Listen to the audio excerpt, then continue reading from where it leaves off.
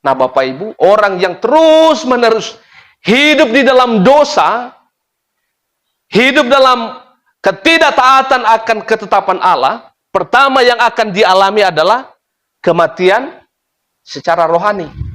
Apa maksudnya kematian secara rohani? Bapak Ibu, jauh daripada kebenaran lagi.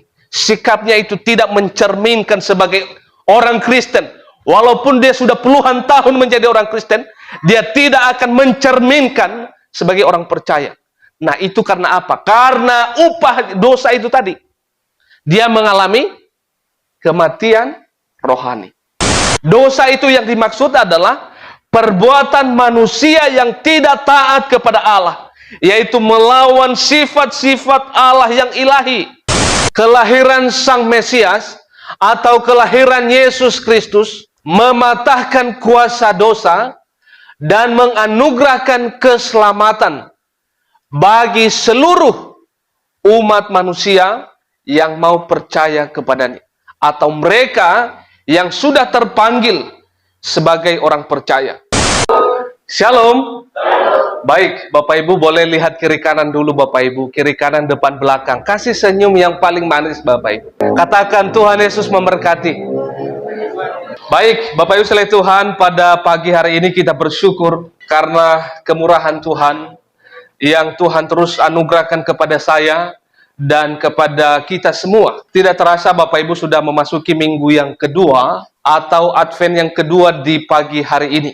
Kita bersyukur hari demi hari kita boleh lalui bersama dengan Tuhan, dan tidak terasa waktu kita sudah masuki bulan Desember dan 2 Advent pada pagi hari ini. Baik Bapak Ibu sekalian Tuhan, sepanjang bulan ini kita sedang merenungkan satu tema atau satu pokok pikiran Bapak Ibu yang akan kita renungkan secara bersama-sama adalah kelahiran Sang Mesias mematahkan kuasa dosa dan menganugerahkan keselamatan bagi seluruh umat manusia.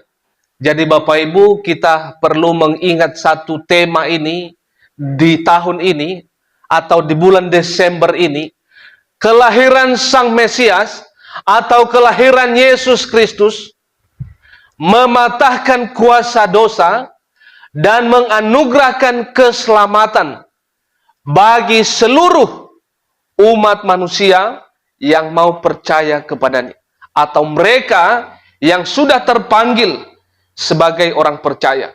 Baik Bapak Ibu, untuk sari satu tema ini atau satu pokok pikiran yang kita renungkan bersama-sama pada pagi hari ini, mari kita baca satu bagian firman Tuhan yang terambil dari kitab Roma pasal yang ke-6 ayat yang ke-23. Di bawah satu perikop, 2 macam perhambaan. Ayat yang ke-23 kita baca secara bersama-sama. 1, 2, 3 ya. Sebab upah dosa ialah maut, tetapi karunia Allah ialah hidup yang kekal dalam Kristus Yesus Tuhan kita. Sekali lagi Bapak Ibu kita baca yuk. Kita pelan-pelan saja supaya kita dapat memahami satu bagian firman Tuhan ini. Sebab upah dosa ialah maut, tetapi karunia Allah ialah hidup yang kekal dalam Kristus Yesus Tuhan kita. Kita yang berbahagia, yang telah membaca, merenungkan, memelihara dan melakukan firman Tuhan yang telah kita baca dan juga dengarkan pada pagi hari ini. Baik, Bapak Ibu sekalian Tuhan, satu pertanyaan di dalam teks yang telah kita baca ini. Mengapa upah dosa itu adalah maut?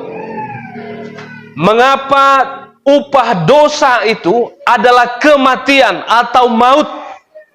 Nah, itu satu pertanyaan yang kita boleh renungkan pada pagi hari ini, dan kita coba mendalaminya. Apa yang dimaksud mengapa upah dosa itu adalah kematian? Maut dikatakan di ayat yang ke-23 bagian A di sana tadi.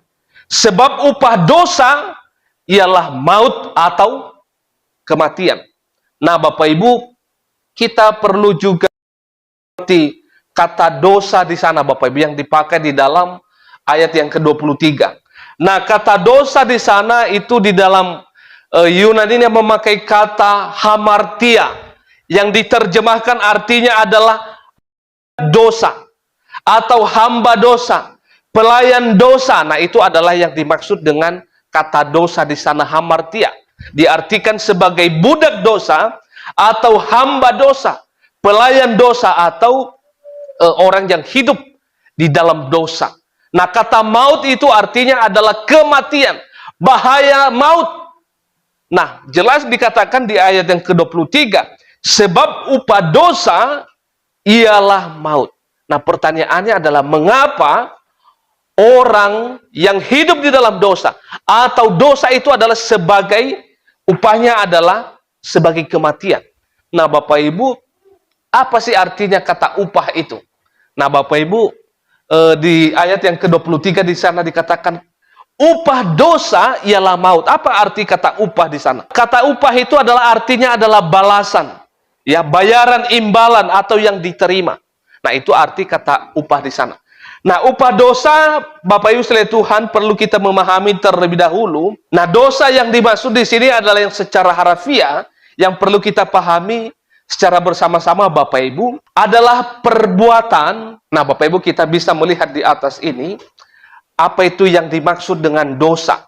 Nah, dosa itu yang pertama adalah perbuatan manusia yang tidak taat melawan sifat-sifat Allah yang ilahi. Nah, Bapak Ibu, itu adalah perbuatan dosa.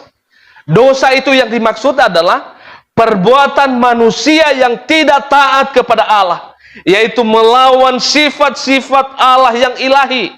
Misalnya apa, Bapak Ibu? Allah itu adalah sebagai Allah yang adil. Kita melihat manusia, jarang sekali orang yang hidup dalam keadilan 100%.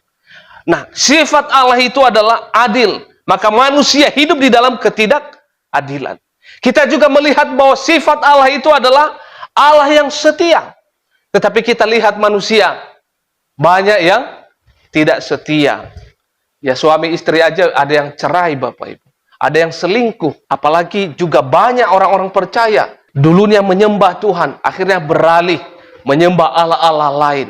Nah, Allah itu adalah Allah yang setia. Itu adalah salah satu sifat ilahi Allah. Sedangkan manusia tidak hidup dalam kesetiaan. Maka kita melawan sifat-sifat ilahi Allah itu.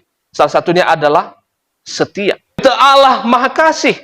Kita hidup di dalam kebencian, Bapak Ibu. Nah, ini adalah sifat-sifat Allah yang kita lawan. Maka itu adalah perbuatan dosa di hadapan Tuhan. Teman-teman, silakan ikuti media sosial ini dan jangan lupa untuk like, komen, dan bagikan tayangan ini supaya menjadi informasi bermanfaat bagi teman-teman di luar sana yang belum mengetahui hal ini. Salam sehat, tetap semangat, Tuhan Yesus memberkati kita semuanya.